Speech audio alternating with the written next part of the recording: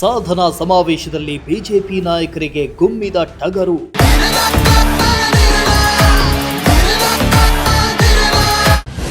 ಇತ್ತ ದೇವೇಗೌಡರ ಕುಟುಂಬದ ವಿರುದ್ಧ ಡಿಕೆ ಪರೋಕ್ಷ ಡಿಚ್ಚಿ.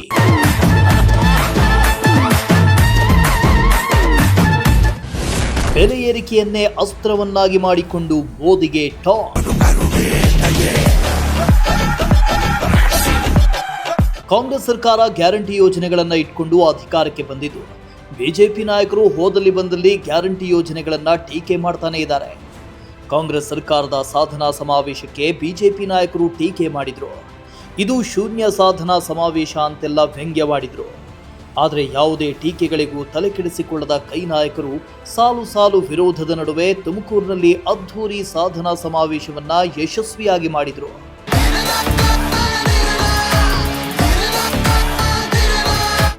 ಸಾಧನಾ ಸಮಾವೇಶದಲ್ಲಿ ಫಲಾನುಭವಿಗಳಿಗೆ ಸವಲತ್ತುಗಳನ್ನು ವಿತರಣೆ ಮಾಡಿದ ಬಳಿಕ ಮಾತನಾಡಿದ ಡಿಕೆ ಶಿವಕುಮಾರ್, ವಿರೋಧಿಗಳಿಗೆ ನೇರವಾಗಿ ಟಾಂಗ್ ನೀಡಿದರು.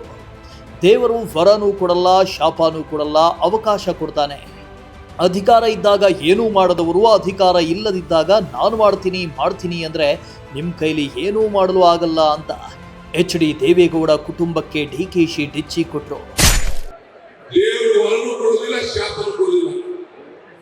ಅವಕಾಶ ಮಾತ್ರ ಕೊಡ್ತಾರೆ. ಕೊಟ್ಟಂತ ಅವಕಾಶದಲ್ಲಿ ನೀವು ಸರಿಯಾದ ಉಪಯೋಗಿಸಬೇಕು ಅಂತ ಜಗತ್ತಲ್ಲಿ ಬಿಗಿಂದ ಏಕತೆ ಮಾಡಿಸ್ಬೇಕಾದ್ರೆ ನಮ್ಮ ಸರ್ಕಾರ ಬಂದ್ಬಿಡ್ತದೆ. ನೀವು ಯಾರು ದುಡ್ಡುಗಟ್ಟಕ್ಕೆ ಹೋಗ್ಬೇಡಿ, ನಾವು ಬಂದು ಮಾಡ್ತೀವಿ ಅಂತ ಪಾಪ ಮಾತಾಡಿದ್ದಾರೆ. ಅದಕ್ಕೆ ಹಿಂದೆನೇ ನಾನು ಉತ್ತರವನ್ನು ನೀಡಿದ್ದೇನೆ. ಕೊಟ್ಟ ಕುದುರೆಯನ್ನು ಅಲ್ಲಮ್ಮ ಪ್ರಭುಗಳು ಒಂದ್ ಕಡೆ ಅವರು ಮಾತಾಡ್ತಾರೆ.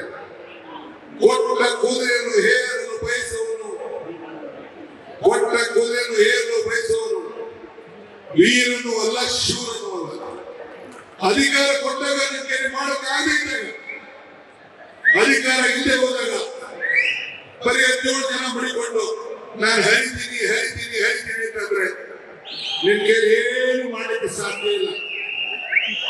ನಿಮ್ಮ ಶಾಸಕರು ವಿಧಾನಸಭೆಯಲ್ಲಿ ಒಬ್ಬರು ಕೂಡ ಈ ಬಡವರ ಬಗ್ಗೆ ಒಂದಿನ ಒಂದು ಮಾತಾಡಕ್ಕಾಗಿಲ್ಲ.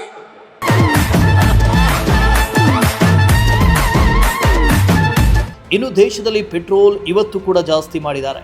ಪೆಟ್ರೋಲ್ ರೇಟ್ ಜಾಸ್ತಿ ಮಾಡಿದ್ರು ಬಿಜೆಪಿಯವರು ಯಾಕೆ ಮಾತಾಡ್ತಾ ಇಲ್ಲ? ದೇಶ ಯಾಕೆ ಇಂತಹ ಪರಿಸ್ಥಿತಿಗೆ ಬಂದಿದೆ ಅನ್ನೋದನ್ನ ಮೋದಿ ಹೇಳಬೇಕು ಅಂತ ಕಿಡಿಕಾರಿದ್ರು. ಮರಕ್ಕೆ ಬೇರು ಎಷ್ಟು ಮುಖ್ಯನೋ ಮನುಷ್ಯನಿಗೆ ನಂಬಿಕೆ ಮುಖ್ಯ. ನಿಮಗೆಲ್ಲ ಕಾಂಗ್ರೆಸ್ ಪಕ್ಷದ ಮೇಲೆ ಸಾಕಷ್ಟು ನಂಬಿಕೆ ಇದೆ ಅಂತ ಗೊತ್ತಿದೆ. ಹಾಗಾಗಿ ರಾಜ್ಯದಲ್ಲಿ ಮತ್ತೆ ಕಾಂಗ್ರೆಸ್ ಸರ್ಕಾರ ಅಧಿಕಾರಕ್ಕೆ ಬರುತ್ತೆ ಅಂತ ಸಾಧನಾ ಸಮಾವೇಶದಲ್ಲಿ ಡಿಕೆ ಶಿವಕುಮಾರ್ ಭವಿಷ್ಯ ನುಡಿದ್ರು.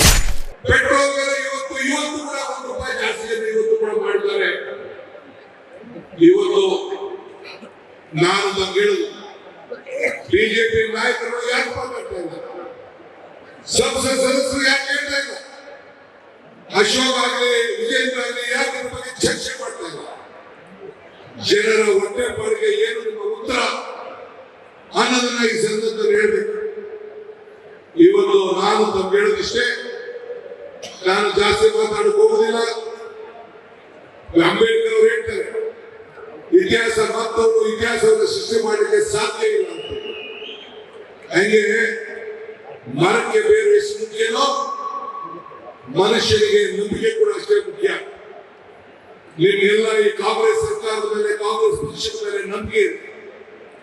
ಒಂದು ಇತಿಹಾಸವುಳ್ಳಂತ ಪಕ್ಷ, ಚರಿತ್ರೆಯುಳ್ಳಂತ ಪಕ್ಷ, ಬಡವರ ಬದುಕಿನಲ್ಲಿ ಒಂದು ಬದಲಾವಣೆ ಮಾಡ್ತಾ ಇರುವಂತ ಒಂದು ಪಕ್ಷ.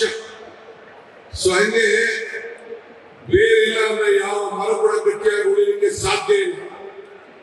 ಹಂಗೆ ಇವತ್ತು ಈ ಬೇರಿಗೆ, ನಿಮ್ಮ ಬದುಕಿಗೆ ಕಾಂಗ್ರೆಸ್ ಸರ್ಕಾರನೇ ಆಧಾರ. ಉಳೋರಿಗೆ ಭೂಮಿ ಇರ್ಬೋದು. ಅಭಿವೃದ್ಧಿ ವಿಚಾರದಲ್ಲಿ ಮೋದಿಗೆ ಸಿಎಂ ಸಿದ್ದು ಗುದ್ದು.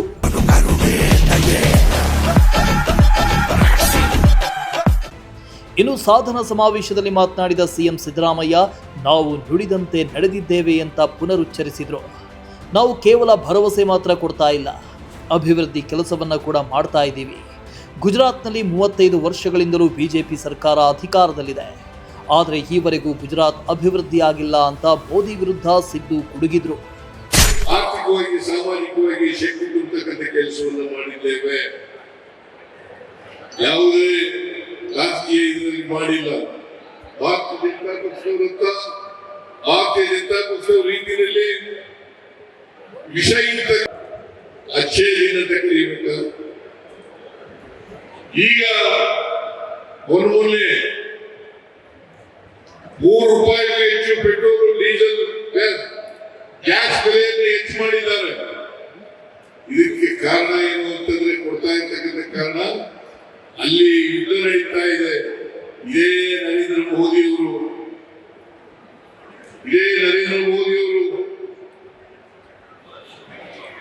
ಟ್ರಂಪ್ ಅಮೆರಿಕ ಅಧ್ಯಕ್ಷ ಟ್ರಂಪ್ ಅವರು ಬಹಳ ಇಟ್ಕೊಂಡು ಸುತ್ತಾ ಇದ್ರು. ಗುಜರಾತ್ನಲ್ಲಿ ಮತ್ತು ಅಮೆರಿಕದಲ್ಲಿ ಈ ಸಾರಿ ಟ್ರಂಪ್ ಸರ್ಕಾರ ಅಂತೇಳಿ ಭಾಷಣ ಮಾಡಿದ್ರು. ಟ್ರಂಪ್ ಸರ್ಕಾರ ಅಂತೇಳಿ ಭಾಷಣ ಮಾಡಿದ್ರು. ಟ್ರಂಪ್ ಸರ್ಕಾರ ಬಂತು. ಇವತ್ತು ಇರಾನ್ ಮೇಲೆ ಯುದ್ಧ ಆಯಿತು. ಅಮೆರಿಕದ ಚಿತಾವಣೆಯಿಂದ ಯುದ್ಧ ನಡೀತು. ಇಸ್ರೇಲ್ ಅಮೆರಿಕ ಸೇರ್ಕೊಂಡು ಇರಾನ್ ಮೇಲೆ ಯುದ್ಧ ನಡೀತು. ಏನೆಲ್ಲ ಅನಾಹುತಗಳಾದವು. ಆದರೆ ನರೇಂದ್ರ ಮೋದಿ ಒಂದು ವಿಷಾದವನ್ನು ಕೂಡ ವ್ಯಕ್ತ ಮಾಡಲಿಲ್ಲ. ಇದನ್ನ ತಾವು ಅರ್ಥ ಮಾಡ್ಕೋಬೇಕಾಗ್ತದೆ.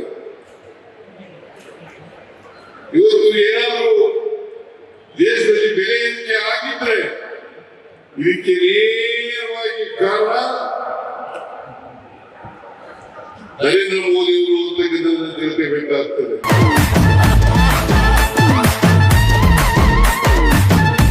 ಇನ್ನು ಇವತ್ತು ಪೆಟ್ರೋಲ್, ಡೀಸೆಲ್, ಗ್ಯಾಸ್ ರೇಟ್ ಹೆಚ್ಚಿಸಿದ್ದಾರೆ. ಇದನ್ನು ನಾವು ಅಚ್ಚೇ ದಿನ ಅನ್ನಬೇಕಾ ಅಂತ ಸಿಎಂ ವ್ಯಂಗ್ಯವಾಡಿದ್ರು. ನೀಟ್ ಪ್ರಶ್ನೆ ಪತ್ರಿಕೆ ಲೀಕ್ ಆಗುವುದಕ್ಕೆ ಪ್ರಧಾನಿ ಮೋದಿ ಕಾರಣ. 22 ಲಕ್ಷ ಮಂದಿ ವಿದ್ಯಾರ್ಥಿಗಳ ಭವಿಷ್ಯವನ್ನ ಹಾಳು ಮಾಡಿದ್ರು. ವಿದೇಶದಲ್ಲಿರೋ ಕಪ್ಪು ಹಣ ಇದೆ, ಅದನ್ನ ತಂದುಕೊಡ್ತೀವಿ ಎಂದಿದ್ರು. ಆದರೆ ಯಾವುದನ್ನು ಕೂಡ ಮೋದಿ ಮಾಡಿಲ್ಲ ಅಂತ ಸಿದ್ದು ಟೀಕಾ ಪ್ರಹಾರ ನಡೆಸಿದ್ರು.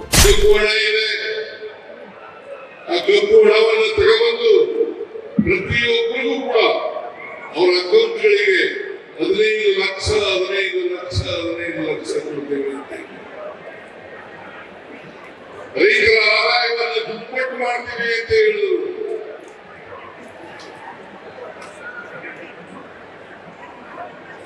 ಆದ್ರೆ ಏನು ಮಾಡಲಿಲ್ಲ. ನರೇಂದ್ರ ಮೋದಿ ಅವರು ಸಂಪೂರ್ಣವಾಗಿ ವಿಫಲರಾಗಿದ್ದಾರೆ. ಅವರು ಎಷ್ಟು ಸಾಲ ಮಾಡಿದ್ದಾರೆ, ಈಗ ನಮ್ಮ ಮೇಲೆ ಸಾಲ ಮಾಡಿದ್ದಾರೆ ಅಂತೇಳಿ ಜೆಡಿಎಸ್ನವರು, ಬಿಜೆಪಿಯವರು, RSS ನವರು ಹೇಳ್ತಾ ಇದ್ದಾರೆ. ಅವರು ಎಷ್ಟು ಸಾಲ ಮಾಡಿದ್ದಾರೆ. ನರೇಂದ್ರ ಮೋದಿ ಅವರು ಅಧಿಕಾರಕ್ಕೆ ಬಂದಾಗ ಒಟ್ಟು ಸಾಲ ದೇಶದ ಮೇಲೆ ಇದ್ದದ್ದು ಸ್ವಾತಂತ್ರ್ಯ ಬಂತರಿಂದ 53,11,000 ಕೋಟಿ. 53,11,000 ಕೋಟಿ. ಇವತ್ತು 220 ಲಕ್ಷ ಕೋಟಿ ಸಾಲ ಮಾಡಿದ್ದಾರೆ.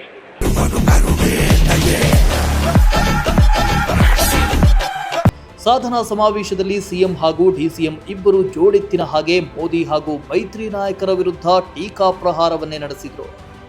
ರಾಜ್ಯದಲ್ಲಿ ನಾವು ಸಾಧನೆ ಮಾಡಿದ್ದೇವೆ, ಅದಕ್ಕೆ ಸಾಧನಾ ಸಮಾವೇಶ ಮಾಡ್ತಿದ್ದೀವಿ, ನೀವೇನ್ ಸಾಧನೆ ಮಾಡಿದ್ದೀರಾ ಅಂತ ಪ್ರಶ್ನಿಸಿದ್ರು.